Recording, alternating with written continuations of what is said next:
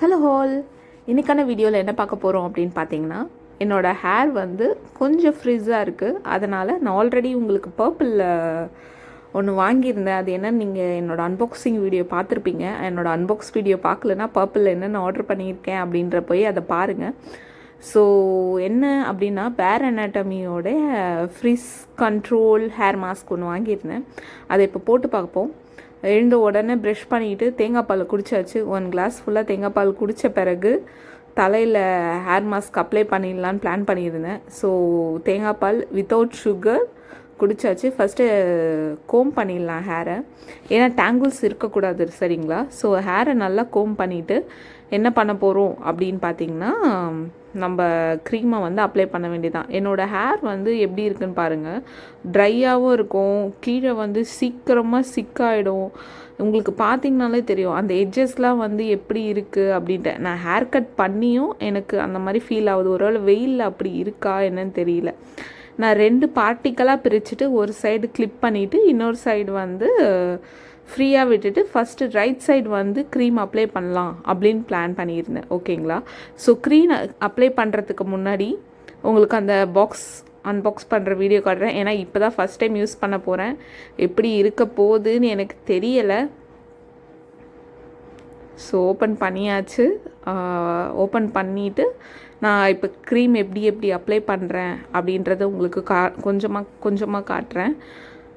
So smell வந்து எப்படி இருக்குது அப்படின்னு பார்த்தீங்கன்னா, ஸ்மெல் வந்து ஓகே தான். ரொம்ப ஹெவி ஸ்மெல்லெல்லாம் இல்லை. ஒரு சில ஹேர் மாஸ்க்கு பார்த்திங்கன்னா அந்த ஸ்மெல்லு அப்படியே குஃப்னு அடிக்கும், ரொம்ப கெமிக்கல் ஸ்மெல்லாக இருக்கும். பட் ஸ்மெல் நல்லா இருந்துச்சு, சூப்பராக இருந்துச்சு. க்ரீமை வந்து இருக்கிற எல்லா தேங்காய் பாலையும் குடித்தாச்சு. ஏன்னா க்ரீம் அப்ளை பண்ணால் அதுக்கப்புறம் குடிக்க முடியாது அது அப்படிங்கிறதுனால. ஸோ என்னோடய ஃப்ரண்ட் ஹேரில் கொஞ்சம் க்ரீம் எடுத்து அப்ளை பண்ணேன். இது வந்து ஸ்கேல்பில் படாமல் ஸ்கேல்ப்லேருந்து ஒரு 5-6 இன்ச் தூரத்தில் இருந்து கீழே அடியில் முடி வரைக்கும் ஃபுல்லாக என்ன பண்ணுங்கன்னா, க்ரீமை வந்து நல்லா அப்ளை பண்ணுங்கள். அப்ளை பண்ணி ஸ்ட்ரெயிட் ஆக்கி விடுங்க. ஸ்ட்ரெயிட் ஆக்கி விட்டால் தான் ஃபுல்லாக இருக்க முடி ஃபுல்லாக ஈவனாக உங்களுக்கு படியும், சரிங்களா? நான் எப்படி பண்ணுறனோ அதே மாதிரி பண்ணுங்கள். என்னோடய பின்னாடி ஹேரை உங்களுக்கு காட்டுறேன் எப்படி பண்ணியிருக்கேன் அப்படின்றத.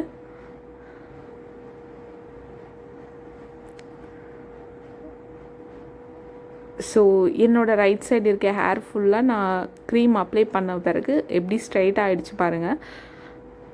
ஸோ ஃபுல்லாக இந்த மாதிரி ஹேரில் எல்லா ஹேருக்கும் படுற மாதிரி ஹேர் மாஸ்க்கை ஃபுல்லாக எல்லா இடத்துலையும் அப்ளை பண்ணிவிட்டு நல்லா இழுத்து விடுங்க. இப்போது லெஃப்ட் சைடு பண்ண போகிறோம். லெஃப்ட் சைடு ஹேரில் இருக்க கிளிப்பை கழட்டிட்டு இந்த சைடு கிளிப்பை வச்சுட்டு திரும்பவும் அந்த சைடு இருக்க ஹேரை வந்து ஃபுல்லாக கவர் பண்ணிக்கலாம். அந்த ஹேரில் எப்படி மாஸ்க் போட்டிருந்ததும் அதே மாதிரி தான். க்ரீம் எடுத்து ஃப்ரண்ட்டில் இருந்து எல்லா இடத்துக்கும் க்ரீம் பரவுற மாதிரி. ஃபஸ்ட்டு சொன்ன மாதிரி தான், ஸ்கேல்பில் க்ரீம் படக்கூடாது. ஃபுல்லாக ஹேர் ஃபுல்லாக அப்ளை பண்ணிக்கலாம்.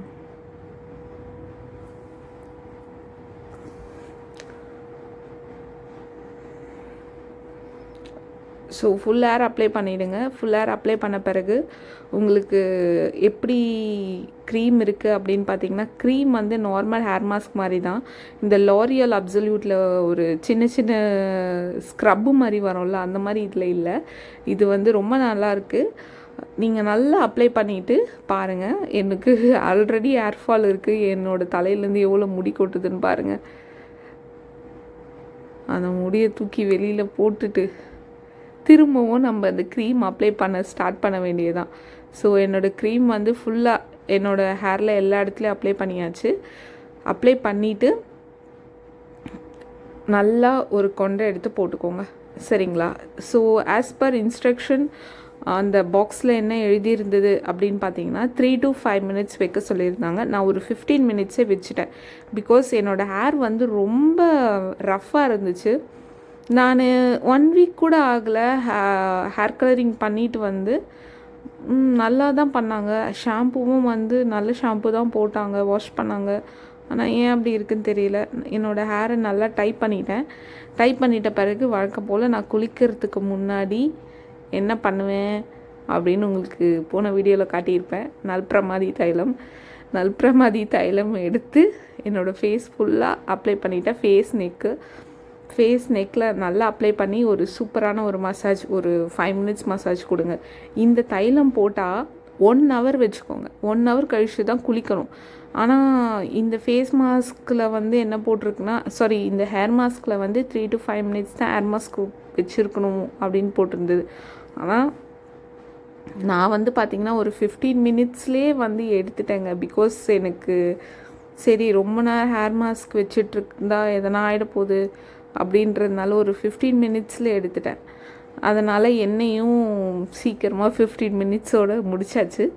ஸோ 15 minutes வச்ச பிறகு எப்படி இருக்குது அப்படின்றத நான் குளித்த பிறகு காட்டுறேன், சரிங்களா? ஆல்ரெடி இதோட நல்பிரமாதியோட ரிவ்யூ எப்படி இருக்குதுன்னு நான் ப்ரீவியஸ் வீடியோலேயே நான் போட்டிருப்பேன், ஷார்ட்ஸாக போட்டிருப்பேன். அதை கண்டிப்பாக செக் அவுட் பண்ணி பாருங்கள்.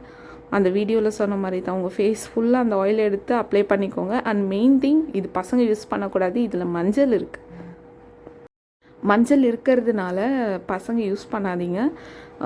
ஸோ ஃபேஸில் வந்து நல்லா அப்ளை பண்ணிக்கோங்க. எனக்கு லிப்ஸ்லேயும் கொஞ்சம் அலர்ஜிக் ரேஷஸ் இருக்குது. ஆயிலை நல்லா அப்ளை கூட்டிகிட்டு நல்ல ஒரு மசாஜும் கொடுத்துட்டு ஃபேஸில் இருக்க டேனு அப்புறம் இந்த பிக்மெண்டேஷன் எல்லாமே ரிமூவ் ஆகணும் அப்படின்றதுக்காக தான் இந்த ஆயிலு. ஸோ எக்ஸஸாக இருக்க ஆயிலை வந்து என்னோடய 2 கையில் இருக்க முட்டிலையும் நல்லா தேய்ச்சிக்கிட்டாச்சு. நல்லா தேய்ச்சி ஒரு மசாஜ் கொடுத்துட்டு கொஞ்ச நேரம் வெயிட் பண்ணுவோம். இந்த டைமில் வந்து உங்களோட ஒர்க் என்ன இருக்கோ அதை முடிச்சுக்கோங்க. ஒரு கொஞ்ச நேரம் கழித்து நான் குளிச்சுட்டு வந்து உங்களுக்கு காட்டுறேன். நான் குளித்த பிறகு என்னோடய ஸ்கின் எப்படி இருக்குது பாருங்கள். நான் எதுவுமே அப்ளை பண்ணல, குளித்து வந்த பிறகு எடுத்த வீடியோ இது. ஸோ ஃபேஸ் நல்லா கிளியராக இருக்கும். வழக்கம் போல் நான் பண்ணுறது தான். என்னோடய ரோஸ் வாட்டர் டோனர் ஃபேஸ் ஃபுல்லாக ஸ்ப்ரே பண்ணியாச்சு. ஸ்ப்ரே பண்ணிவிட்டு என்னோடய வேஸ்லின் லிப் பாம். நான் லிப் பாம் எவ்வளவோ வச்சுருக்கேன். ஆனால் லிப் அலர்ஜியாக இருக்கிறதுனால இப்போதைக்கு இந்த வேஸ்லின் மட்டும்தான் யூஸ் பண்ணிகிட்ருக்கேன். ப்ளூ சீல் அதையும் அப்ளை பண்ணியாச்சு. என்னோடய ஹேரை வந்து இப்போ உங்களுக்கு காட்டுறேன் எப்படி இருக்குதுன்னு பாருங்கள். குளிச்சுட்டு வந்த பிறகு உங்களுக்கு அவ்வளோவா டிஃப்ரென்ஸ் தெரியாது, ட்ரை ஆன பிறகு தான் தெரியும். உங்களுக்கு இப்போ சாஃப்டாக இருக்க மாதிரி தான் தெரியும். ட்ரை ஆன பிறகு பாருங்கள் அந்த வீடியோ எப்படி இருக்குது அப்படின்ட்டு. ட்ரை ஆன பிறகும் உங்களுக்கு நான் சொல்கிறேன்.